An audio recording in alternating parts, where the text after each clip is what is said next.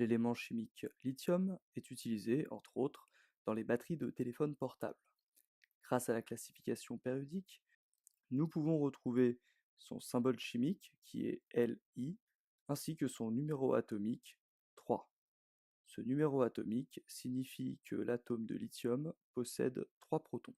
Nous pouvons donc représenter l'atome de lithium ainsi. 3 protons dans le noyau signifie donc 3 électrons dans le nuage électronique afin de garantir l'électroneutralité de l'atome. Nous obtenons donc un atome ressemblant à ce qui a été vu au cours précédent, avec autant de protons que d'électrons. Or, il se trouve que les électrons ne sont pas fixes dans le nuage électronique. Parfois, ils peuvent quitter le nuage, et parfois, certains électrons peuvent s'installer dans le nuage. Dans le cas de notre atome de lithium, si les conditions sont favorables, un électron peut quitter le nuage électronique.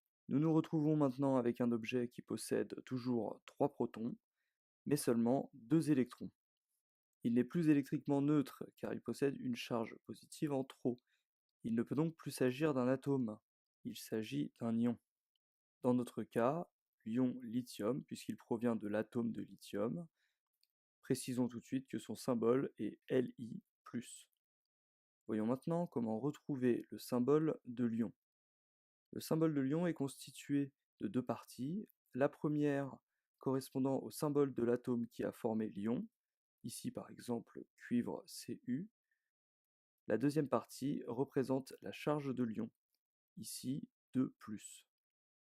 La charge de l'ion se retrouve grâce à l'opération suivante, nombre de protons moins nombre d'électrons.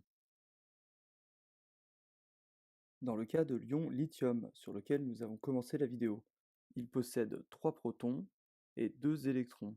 Si nous effectuons l'opération nombre de protons moins nombre d'électrons, nous avons 3 moins 2 qui donne 1. Il y a donc une charge positive en trop, la charge de l'ion est de +1, et le symbole sera donc Li+. Voyons maintenant quelques autres exemples d'ions. L'ion cuivre 2 possède 29 protons et 27 électrons.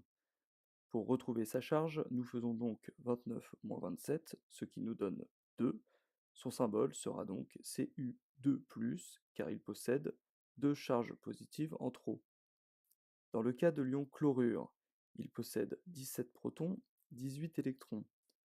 L'opération pour trouver sa charge sera 17 moins 18, qui donne -1. L'ion chlorure a donc une charge négative en trop. Son symbole sera Cl-. Dernier cas, l'ion sodium, qui possède 11 protons et 10 électrons. Pour retrouver sa charge, 11 moins 10 donne 1. Il a donc une charge de +1. Le symbole du sodium étant Na, le symbole de l'ion sodium sera Na+.